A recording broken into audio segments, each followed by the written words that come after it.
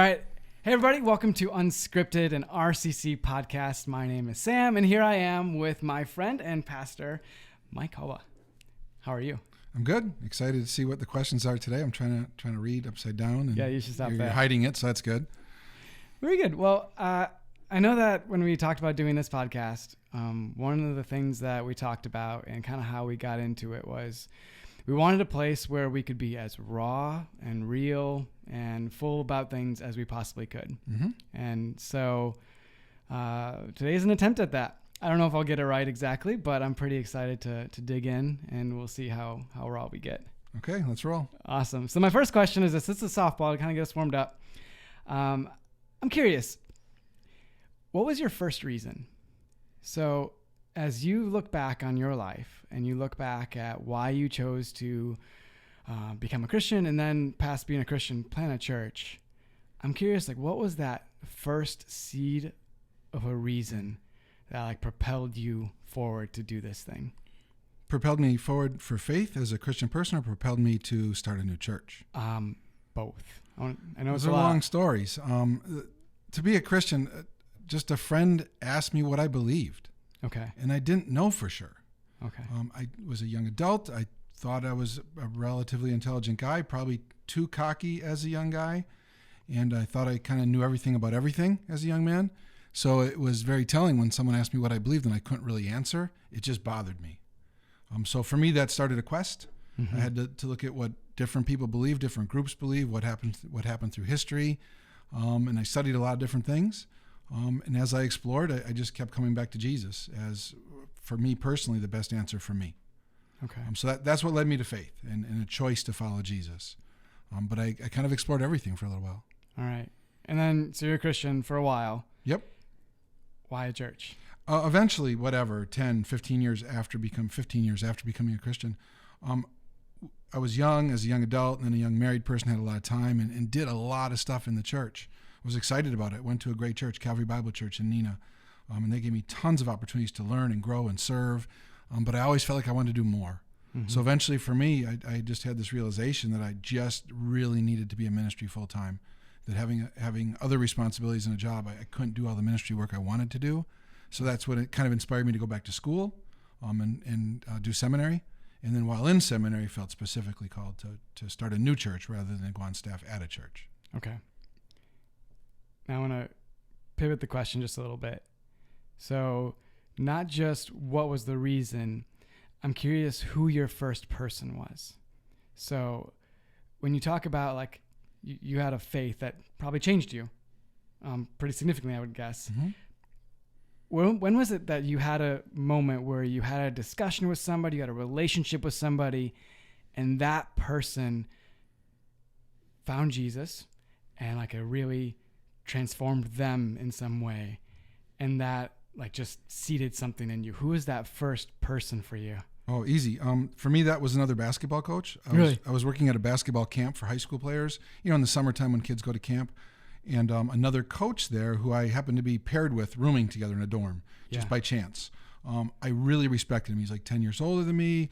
He seemed to have life figured out. He had a wife and a family and all the things I wanted to have like in 10 years, he already had. Yeah. And plus he was a great coach and a great guy. So I really respected him as a coach. And then it turns out we're rooming together. And we were going to go out at night as coaches, like after the kids all go to sleep. We're just going to go out for a little while. And he didn't want to go. He wanted to stay back and read his Bible. Yeah. Thought that was super weird. Yeah. But I respected him. So I was curious why he would do it. So we just had this big talk about faith and all this stuff. And in the end, he just said, he just like man to man, like no fluffiness or whatever. He's like, you got to go figure out what you believe. Mm-hmm. This is what I believe, but you got to go figure it out for yourself. So it was just like a man-to-man challenge, and just got me thinking originally. And for me, I kind of had perceptions of what I thought like people who are super into faith or Christian people really were like. Yeah. And I had it wrong. That was just off of TV or whatever. Instead, this was a real guy, a normal guy, a basketball lover, a sports lover, an outdoors person. I just respected him. So I was curious, like maybe I could have faith too. All right. Was the start of it for me. Okay. That actually wasn't my question. Oh. All right. So my question, I think that's awesome. I love that story, and I think it's really cool. But I'm curious how it was flipped. So the first person that you had that impact on. It would just be friends originally. Okay. You don't like choose to follow Jesus and then all of a sudden work at a church. No, there was like, whatever. Do you have any like people that like just stick out? Like you had this relationship with them and you saw like the impact that your faith had on them. You might. It's kind of cocky to think you had a really big impact on someone else, but so I'd rather be humble about it. Originally, just friends, like close friends that like they knew who I was before choosing to follow Jesus, and they knew that I was still the same person, the same guy afterwards. Just had a different desire, a different faith, a different way to live. So they saw that, and we got to talk about it in real ways. Without all the churchy lingo and quoting verses and stuff. It was just regular people talking about regular life. So I don't know there was one specific person. It was just kind of everyone I knew, because I'm not afraid to talk about what I think or what I believe. Okay. And I don't judge other people either. So that starts really good conversations where you just both talk about what you think and you influence each other a little bit. Okay. Good deal. So you've had this chance to interact with different people, and you've seen your relationship with God impact your other relationships. Like you have these discussions, and I've always known you to just talk about real life and do things in a normal way. And I think that's impacted you in so many ways. Yep. And faith just kind of interjects in it. But why church? So like you're a Christian. Why do you go from like you're a teacher and a coach? Why go all the way to church? Like, what is it about actually doing church that you thought was that important? Well, first of all, as a teacher and a coach, what I was always most excited about was helping the students like figure out life and figure out how they fit in life and encourage them to be all they could be. And it was more than just like teaching subjects. Yeah. It was more hopefully to inspire the kids just to become all they could be. A pastor really does the same thing. So whether you're a teacher or a pastor, you might have some different subject matter. You're not teaching math or geography or whatever, but it's really still the same role. You're teaching people about faith. You're teaching people about God, about Jesus. So that really didn't change at all. I was passionate about helping people change their lives from the beginning. It just became more focused on faith by becoming a pastor. Okay. So it's always been this desire to like see people develop and grow and... Yeah, I think everyone has so much immense potential inside for themselves to enjoy their lives more, but also to affect other people's lives and to improve other people's lives. I've always felt that way. So that's part of coaching, right? Like you think you're so excited that this player could be really, really good, or this team could be really, really good. I always thought we'd win every single game. I always thought we'd finish in first place. And I think every kid in my class should get an A in everything. Yeah. So that's just how I think. So to feel that way about faith and about life in general, you kind of got to work at a church because you get to inspire people that way. Yeah. There's so many people out there that think, oh, maybe they're not good enough, or you got to be super special or know the whole Bible to make an impact or to change others' lives. And you just don't. That's not how God works. He works through anyone who's willing. So it's my most exciting thing is to share that with people. Okay. So that's awesome. I think I've been here for about 10 years here at RCC, and I've gotten to see over 10 years what I think is really that developing over the time. Like I think in different companies in Ripon, I think in different families in Ripon, I've gotten to see your leadership and God working through this church in incredible ways, like really transform a community. Like I've grown up here. I've known Ripon my whole life. And one of the things that is really fun for me is to walk around and just see these seeds of difference and change in this community that I know we played a little part in, and God played a huge part in. And so that's really fun for me, and I love hearing your answers. But it doesn't necessarily mean that it's always easy. There's a dark side to leading church. And so I'm curious, what does that dark side of leading church look like to you? Wow. Well, how long do you want to talk? I'm here all day. There's just a lot of critical people. There just is. And sadly, more of them come from within the church or other churches. That's where the majority of them come from. And that's so sad because that's the opposite of what God would have people do. God extends grace to us, and the first thing we're supposed to do is therefore extend grace to other people. And somehow people can have faith but totally miss that point. So yeah, the dark side is just critical people in like mean ways or unreasonable ways that I don't even understand.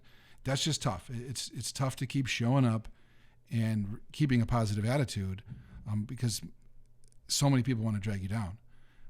Maybe it's because there's sort of a respectable title. Pastor is sort of respectable, but I think that just makes you a target for criticism more than any respect. I get a lot more criticism than compliments, like 20 times more. Despite everything that's happened here, so much good has happened, and yet it's mostly criticism.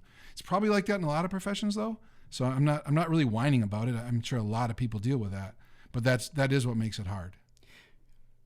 So I know that's there in other professions, but I want to get at something that I know is specific to, at least I feel like it's specific to being a pastor and leading a church, and why I want to ask you these questions. Because I think the insight, like what I'm going for, the long game for this is to get some leadership stuff on the other end of it. But I want to get at the heart of it first. Okay. So over the years, people have left, right? Mm-hmm. Sometimes they just sneak away and you just don't know. Sometimes they go out in a blaze of fire. Yeah. It could be anything, right? All across the spectrum. Yeah. And maybe recently with COVID and whatever else, and the differences of meeting in person, all that stuff, there's been some people that have left. Some we know about, some we probably don't know about. How does it make you feel? It's hard. Church feels like a family to me because I spend so much of my energy and thought here. So sometimes people leave, they just move away. And it's like a family member moving away. There's a woman, her name's Lorna. She moved away recently. She's been part of the church from the beginning. Yeah. It was just hard for me. It's just hard to see her go. It's sad. But she's moved on to the next stage of her life. And there's also, it's bittersweet because there's excitement for her as well. But it's sad to see family members move away. And that just happens, that people move around. That's tough. People sometimes leave and don't say a word. And it's hard to know that they've actually left because, especially now in COVID, but even before COVID, attendance patterns are so irregular. Someone can easily miss a few Sundays in a row, and for very good reasons. They're working or on vacation or whatever it might be. So you don't really know they left until it's like, oh wait, I haven't seen someone in a couple months, and then you try to contact him and there's no reply. That's what I hate. I just hate it. It's like, hey, we've gotten along great for 5 years or 10 years or whatever. How come no reply? Like it's just strange to me, and it's hurtful. Because I didn't think there was anything wrong. And maybe there isn't anything wrong, but you don't know. That's the problem. And not knowing is the hard part. Because when you try not to speculate, but when you do, a lot of times you're just wrong. Yeah. So that's tough. The blaze of glory thing, I don't really mind. Like you'd rather that than the other? Definitely. If someone has a problem with me or the church or whatever, let's just talk about it. It's not necessarily a bad thing to talk about it. And maybe it's a lot of times when there actually have been talks, there's just been misunderstandings. Okay. So I actually like that. I don't mind that at all. So it's the ones that just you don't know about are the tough ones. Okay. So you've had people, and we've had people where you spend time with them, you counsel them, you even hang out with them as friends. And then something comes up where there's a difference of opinion and they leave. I know I want to get at, like, what does that do to you? Well, you've seen me around the office. I have, and that's why I want to ask this question. You know that it hurts. It hurts, but you can't really talk about it publicly. You can't get up on stage on Sunday and be like, I'm so sad because whatever. You just kind of can't. But here's the thing. This is what I want to ask you about, because I think that we live in an interesting world where people leave because they feel like they're leaving an institution, like this group. Yeah, I don't see this as an institution. That's the difference. I see it as a family. Uh-huh. So to me, it's just not. And in a family, you just talk. Like you don't just walk out. And like sometimes if someone will leave, I'll think like, wow, I've known him for however many years. There's never been an issue. Like we've talked 100 times over the years or had a dinner or whatever it was. There's never been a problem. So even if there is a problem, well, okay, so what? Let's just talk it out, and maybe I need to apologize or they need to apologize or whatever. You just talk it out. You don't just leave. So that's where the disconnect happens for me. Yeah. Because I think there's more to the relationship, I think, sometimes than the other person does. There's more to the relationship than that other person thinks. Yeah, there there's is. loyalty there and friendship and love potentially, right? There's all Yeah. this stuff. So you just feel hurt by it. And maybe they didn't feel that stuff though, right? Yeah. It's like you're dating someone and you really, really like them and they don't really like you that much. It hurts. That's kind of how it feels. Yeah. Yeah. I feel like there's this delicate dance that you dance as a pastor where you have to you don't realize it, but you're actually more capable of offending people to a higher degree than you realize you are, just because the stuff is so personal. And then when you try and balance friendship and other things with it, it gets really dicey and goofy. Yeah. And I'm not trying to complain. This is what it is. We signed up for this. We knew it. I've been told this a million times before even becoming a pastor, that this was the life. This was the thing. So I'm not trying to complain, but I want to get at the fact that like there are real hurts, and yet you still have to lead. Yeah. Yep. A prime example of that would be, there have been many, many times over the years where someone will leave the church and I don't know until later why. And then maybe we'll talk about it. I'll hear, the gossip or whatever. And it'll be something I said in a sermon. And they've literally said to me, I know you were talking about me and my life situation. You looked right at me when you said it. I know it was about me. That's nuts. I've never, ever, not once, ever in 18 years, hundreds of sermons, ever talked about someone's personal situation and then looked at them. So if anything, you avoid looking at them. Exactly. So if you're avoiding looking at them, that might be the case. If I know case. someone, whatever, just got fired from their job, Yeah. I'm going to purposely not look at them if I'm talking about something like that in the sermon. Because I would never want to hurt someone. That'd be the worst thing ever a pastor could do. The worst thing. From stage with a microphone to talk about people, that's horrible. God's going to kick you in the butt for that. I would never do that. But they're so convinced. They're like, oh, you're lying. I'm like, no, I'm not lying. Mm-hmm. I wasn't talking. As a matter of fact, I didn't even know your situation.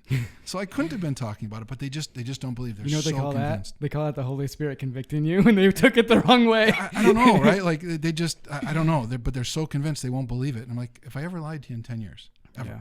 So I'm not lying to you now, but they just won't believe it. And so like stuff like that is what's so funky. And you can't convince someone, no matter what your history is with them, you can't convince someone that's not what you were doing. But and what saves me is someday they're going to be in heaven, despite their crabbiness and how mean they are to me. They're still going to heaven because they have faith. Yeah. I'll see them in heaven, and that'll be a great chance for them to apologize to me, because they'll know for sure from God that I wasn't talking about them in that sermon, right? Or whatever other thing they thought my motive was that wasn't. Yep, and there'll be a great hug afterwards. Right, and then you have all eternity to still be friends. Exactly. Okay. So you get these hurts, and this is a real thing. Like, you got to deal with it, and you have to lead through it still. I think this gets at the fact that when you're leading a church and you're leading a group of people who have all agreed to jump in here and follow Jesus together, and you're trying to reach community together, no matter how many people are hating on something, you still have to lead without doing whatever everybody is upset about, or like people pleasing. Like, this is why it's so difficult to do well, and why I want to get at you. How do you stay on home base, right?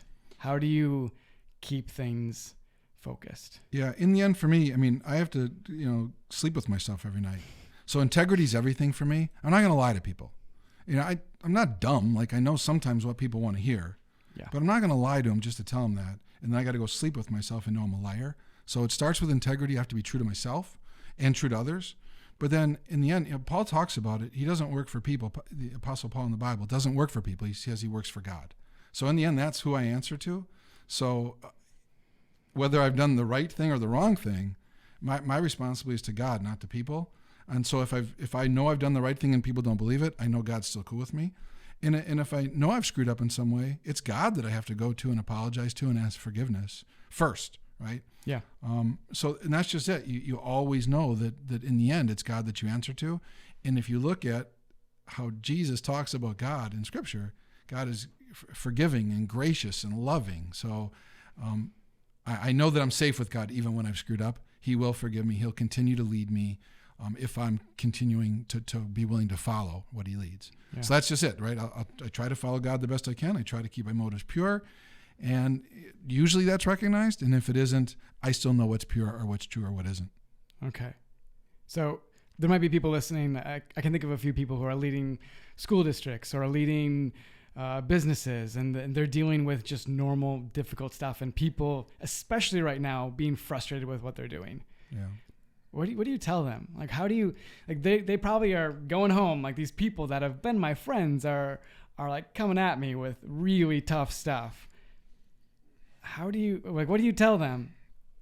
Well, first of all, COVID has just super affected everybody. Yeah. I mean, if you look at any of the studies, it's just affected everything in the world. Literally, I think people are doing crazy things because of it. Like, and more so the longer it lasts. It's nuts. It's nuts. So to be upset with friends or family members, or to suddenly decide you hate your job or whatever it is, that's happening everywhere. So that's the first thing you got to tell people to recognize is you're not alone.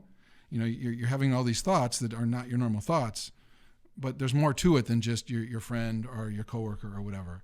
And you got to recognize that. You got to recognize that COVID has affected us all. So maybe just back it down a little bit personally, totally. and not make rash decisions right away. Yeah. You know, just try to maintain for a bit is the first thing. And then once you kind of get back to more of a neutral position, then you can really look at your situation, whether it's your friendship or your job or whatever, and look at the details of it and say, has this really changed? You know, is my job so much worse than it used to be or not? And then make better decisions, safer decisions for yourself by stepping back a little bit and slowing down first. Okay. Yeah, I think as people lead, as people do our jobs and different things, I think that right now, if I can give anybody any advice, and this is hard stuff, is to not like do anything brash. Yeah. Because it's such a crazy time. But at the same time, like I know that there's real feelings. I know that people have been hurt. I've been trying to, as we interact with people that are maybe frustrated because we're not meeting yet, and like we're so excited to meet. I can't wait to meet. I want to like tell these people like I really want to meet. Yeah. Trust me, we're just trying to make smart decisions. But with that, I'm trying to give a lot of grace because I know that right now it's just so funky, and it's so easy to take it personally. And I probably have taken it personally a little bit lately. Yeah. But I'm trying to not. And so that'd be my encouragement to people that are maybe starting to feel the heat from people frustrated, to not take it so personally. Like you said, it's really good. Yeah. And, you know, I get if someone's frustrated that we're not meeting. Totally. I literally think I'm the most frustrated person about not meeting. I've been here the longest. I'm here every Sunday, 3 services, the whole deal. So I absolutely understand the frustration. So if someone's frustrated, they're not alone. But if you are frustrated with the decision or me or the church or whatever it is, think back to how long you've been here and how many things have you not been frustrated by. Yeah. Right. Like if you've been coming 10 years and enjoying a multitude of things, whether it's children's ministry or all the different things, and now there's something that's frustrating you, look at the big picture. Yes, maybe it's frustrating, and maybe I've made some wrong decisions. I have plenty over the years, and you identified a wrong decision. Okay, well, I've never said I was perfect. I never said the church was perfect. So recognize you don't like it or you disagree. State that you disagree. That's healthy. That's great. People should. But then, again, have some grace. Every decision is not going to be the way you decide it, and that's okay. Yeah. That's actually maturity. And the church is like, why church? Like that was one of the first questions I asked you, right? Yeah. The church, I've been confirmed over and over again lately. It really matters. Yeah. Like we're offering this hope that right now people are desperate for. And so I want to encourage people to be a part of it. Like there's so much work to be done. There's so much good things that can be done right now. And don't in this moment shy away because it's difficult or it's not what you prefer, but be in it. Like this is your chance to be part of the church and do these things and like reach your friends that are desperate for something, to actually like show them this message that's changed your life, and it could actually change their life too. Yeah, definitely. Especially again in COVID, so frustrated with so many things in the world right now. If someone is, I get it. But instead of sitting there frustrated and unhappy with your situation, choose to do something for someone else. Yeah. That's how God works. You will feel better about your life if you do something for someone else. If you just focus on your own situation, you'll be perpetually miserable. I've seen it for 18 years here at church. The more people think about others, the happier they are. The more people are self-centric, the less happy they are. It's tempting. It's tempting to only think about yourself because that's what the world tells you. That's what the devil does in the Bible too, by the way. but it never results in happiness. So if you're frustrated, if you're struggling, figure out someone somewhere you can do something for, shovel for the person down the street, whatever it is, and you will feel better about your life in the world in general. That's what people are missing, is to get outside of yourself and do for others. It makes a huge difference. And church work goes on. COVID, not having Sundays, like services in person. Literally right before I came down here, I was emailing to do this. I was emailing with a person from church going through a tremendously difficult family situation that is no fault of their own. It's just something that happened within their family, and it's super, super difficult, and they're barely making it through. There's people all around me, all around you, all around all of us that are struggling in mighty ways. So the work of the church, which is the work of all of us, all people that attend the church, are in that church family, it's all of our work to care for others, that still goes on. So go be the church. Go be like Jesus to someone. You get to do that. And that's amazing. I'm a screwed up individual, so far from perfect, maybe the most screwed up guy at church. I don't know. But God still lets me do things for other people in his name. That's amazing that he anoints me and allows me to do that. It's so beautiful. And then he allows it to all of us. Like you come to church one time and God allows you to serve others. It's crazy. So you don't got to have a certain education or certain time. You can just go be like Jesus to others right now, today. Do that. Think about that. That's how you get to be church right now. Yeah, totally. All right. Couple last questions. One is this: what gives you hope right now? The vaccine, I guess. Yeah, I read about it constantly. What gives me hope right now is, okay, we've been at this, I don't know how many months, is it 8 months now or something, or 9? We got to be pretty close to it being over. And maybe not over, but safe enough to meet and to be back together. So my hope right now is that. I just can't wait. So my hope is getting back together. Great deal. Good deal. I'm trying to measure my hope that I'm placing in the vaccine, but I totally agree with you that it's going to be fun when that's the case. The hope that I've had is I've actually seen people really be kind. And I think that there are people in our church that have done that, and I'm excited about that. All right. The last question is what's your last word? What's my last word? Not the last word, forever, but final word from this. we just chatted about a whole bunch of stuff. I mean, I'm grateful. I know that's some hard stuff to talk about, and I know you had no idea what I was going to ask. Which is kind of fun. It is. I don't mind at all. It's a little nerve-wracking, but fun. Good. I actually asked somebody before you came down here. It's I wonder if he's nervous. I hope he's nervous, just a little bit. I'm kind of more thrilled than nervous. Good. Right? All right. If someone's listening and they don't like it, well, these are honest answers. It's the real me, and I guess you don't like me, but it's honest. It's unscripted. But they saw they're always going to see the real person with this, and they always do on stage on Sunday too. So part of that is I've just let go. Yeah. So it's not so much nervous before people. It's just I want to have intelligent answers. So to be totally unprepared and not think about them ahead of time, hopefully I didn't come off not that bright. However, you said last word, and my last word is Christmas, because the other thing I was working on this morning was our Christmas plans. Yeah. And I'm super excited. We have a couple details to work out yet with the city, but despite not being able to meet in person inside, we could have two very special offerings that we've never done before. Yeah. That if we can pull them off, it'll make it a special Christmas despite not having an official Christmas Eve service in a church building. Yeah. So Christmas is the word. And hopefully within a few days we'll know and we'll be able to tell everybody. That sounds good. Probably actually after this comes out. So yeah. So I don't know. Right. so you'll know. Hopefully it'll be good. Great. And that's great. I'm so excited for Christmas. I haven't really been allowing myself to get excited because I'm just with all this stuff, but this idea, I'm actually getting excited. Just today I've started to feel oh man, that's going to be fun. I hope so. I hope so too. And the last thing I'll say is thanks so much. I am very grateful to you for leading. And I feel like I've learned a ton over the years, so much so. 10 years, almost 11 years now. And specifically dealing with people that are frustrated, dealing with people that are struggling, encouraging people.